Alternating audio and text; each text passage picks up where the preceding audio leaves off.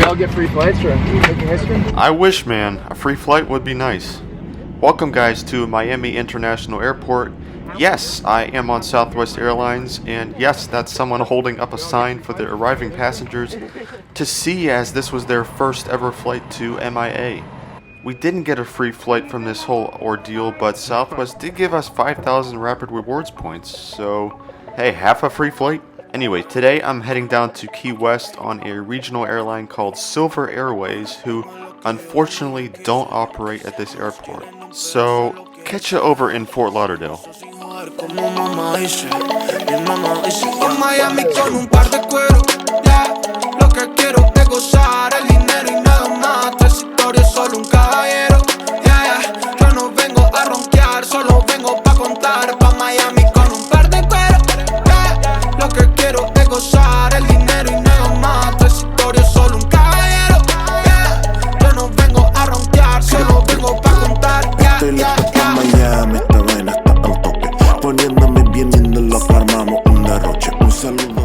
Okay, so after a 40-minute Uber ride, one where the driver got lost legit 3 times, I'm now here at Fort Lauderdale Hollywood International Airport.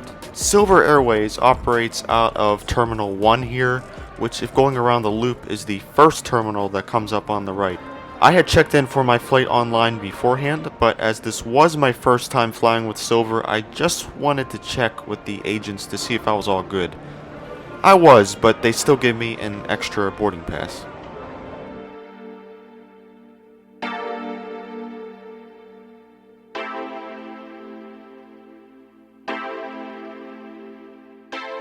After security, you now enter the airside portion of FLL, one that provides you with an amazing view of aircraft along concourses B and C. A is down further to the right, as it's the newest Terminal 1 jetty. All 3 of the concourses, though, are either new or completely renovated, so they're all super modern, spacious, well lit from both natural and ceiling lights, and a personal favorite for me here at the airport.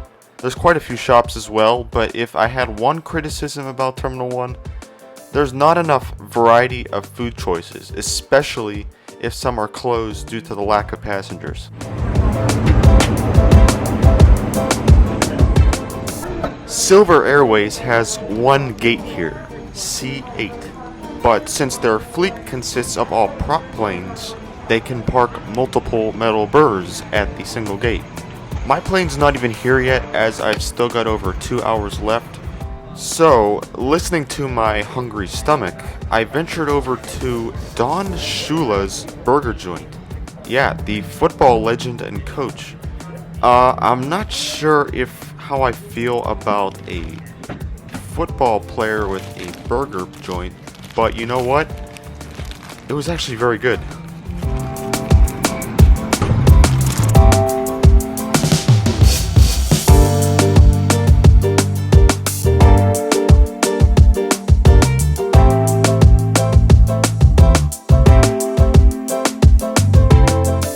You know, there's just some things that can't be explained. Like how there's an airline called Silver that paints their planes pink. Anyway, Silver's fleet consists of 7 ATR-42s, 4 ATR-72s, the larger variant, and 4 of their older Saab 340s. Speaking of which, my Saab aircraft just arrived in not long ago from North Eleuthera, Bahamas. It is a 24-year-old aircraft and is painted in the Tortuga 1 livery, which was done to commemorate Daytona Beach's service. The Daytona Tortugas are a minor league baseball team of the Cincinnati Reds. Aboard Silver, you are allowed to bring 1 personal item and 1 carry-on free of charge. Because their planes are so small, though, normal carry-ons will almost always have to be gate checked. Yeah, I'm with you, random bird. Let's head down to Key West already. Awesome, thank you. At the time, Silver boarded their planes from either front to back on their ATRs or back to front on the Saabs to promote social distancing. Seats are assigned like on most airlines, but unlike others, we'll be boarding from the apron and by stairs, which on a beautiful day like today is so sick. The ground agents were just checking to make sure we all were headed on the correct flight. But then it was time to step on board my first ever Saab flight.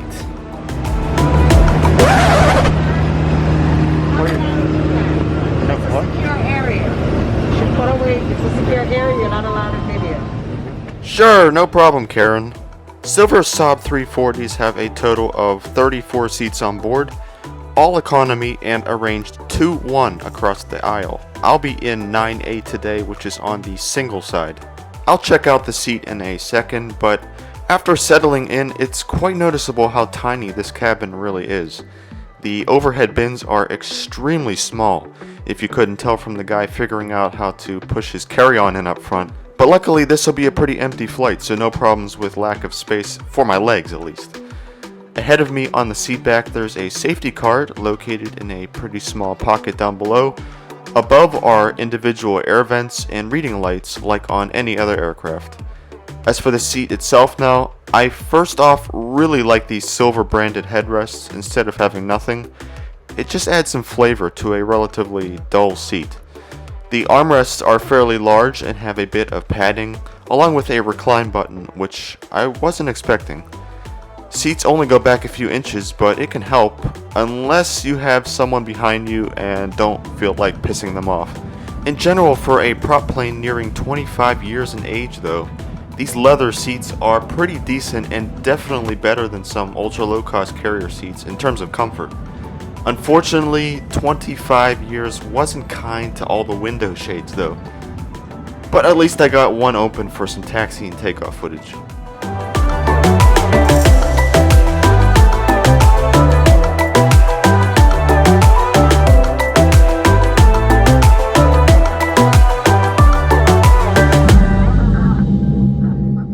If any of you have been on the more common Dash 8 turboprops, these Saabs definitely give off a much different feeling with the wing and engines being below the windows on these. We'll be taxiing over to FLL's runway 10 left for takeoff today, so I'll catch you when we get in the air.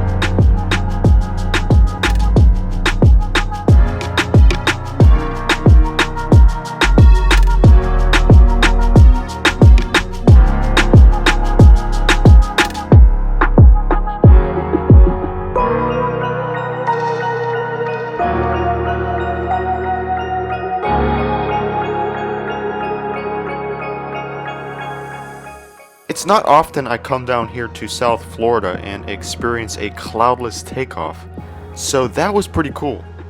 The flight down to Key West today will take us just 44 minutes of flying time at an altitude of 11,900 feet or 3627 meters. We'll be gliding down just off the east coast, which will be on our right, before Key Largo and most of the keys start appearing on my side. But not gloating on the views too much before the southernmost keys shift back to the right side of the plane, all the way till final approach into EYW's runway 9.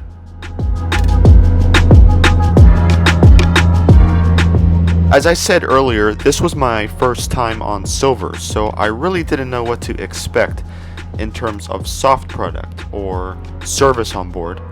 I found out later from a family member who flew this exact route on their ATRs around the same time that water was handed out to everyone, something my flight didn't get. I wonder why. What I would have put a nice cup of water on though is this tray table. Pretty flimsy but nicely sized, extendable, and designed with 2 cup grooves.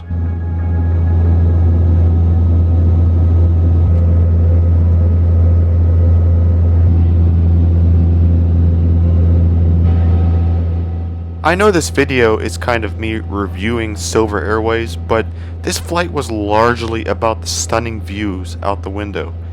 I normally can't keep my eyes off it anyways, but this was especially the case. All the Florida Keys are connected to the mainland by a single highway.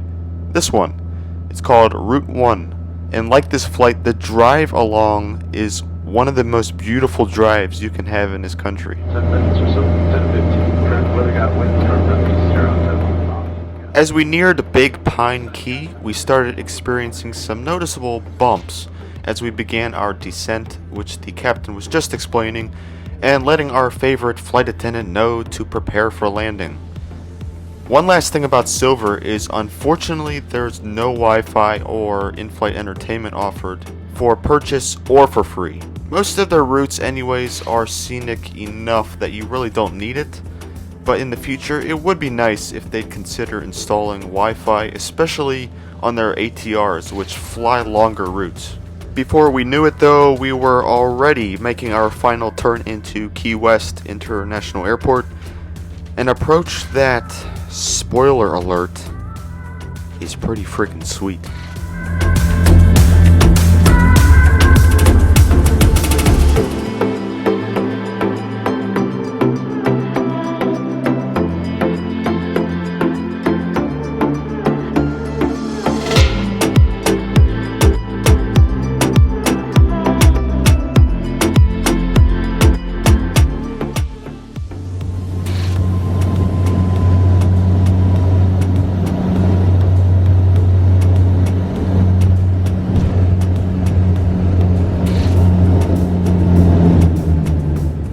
Well, what'd I tell ya? At a time of the year when Key West was starting to heat up finally in the tourism department, and most of the flights in and out on the legacy carriers were full, Silver wasn't. They're often always cheaper than the big guys, even having code share agreements with most of them in case you need to connect. So if you can find a way to fly Silver, I think it's definitely worth it. I only paid $46 for this flight. As far as my experience today, I have to be honest. I try to be as positive as I can in my videos, but the flight attendant today was probably one of the rudest I've ever had. She had to come by me twice trying to proclaim how filming is illegal on the ramp, and why the ground agents didn't say anything to me. I mean, I don't know, maybe because they know the rules, and you don't. Besides that, she just seemed very disinterested in her job, doing the bare minimum, which is so opposite of what I experienced with Silver my next go around with them a month later. Thanks, man. See you later. As far as flying the Saab though, it's a really cool ride back through time on an aircraft that is increasingly getting harder to fly. I really was looking forward to this flight and I overall did enjoy it, but that power spree flight attendant definitely made the 45 minutes kinda awkward. But I will say once more, I've found literally all Silver employees, minus this Karen, to be super nice, friendly, and very talkative in my travels. I think just when it comes to her, it's just one bad apple. Thank you.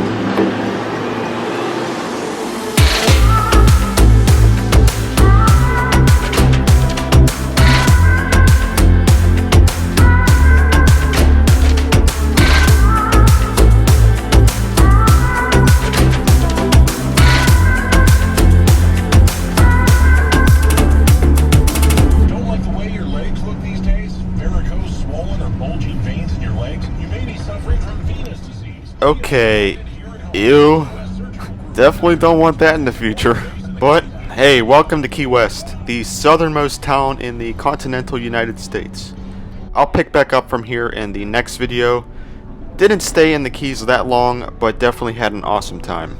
Thanks a lot guys for coming along with me today aboard Silver Saab 340. Thanks for watching the video, and catch you on the next one.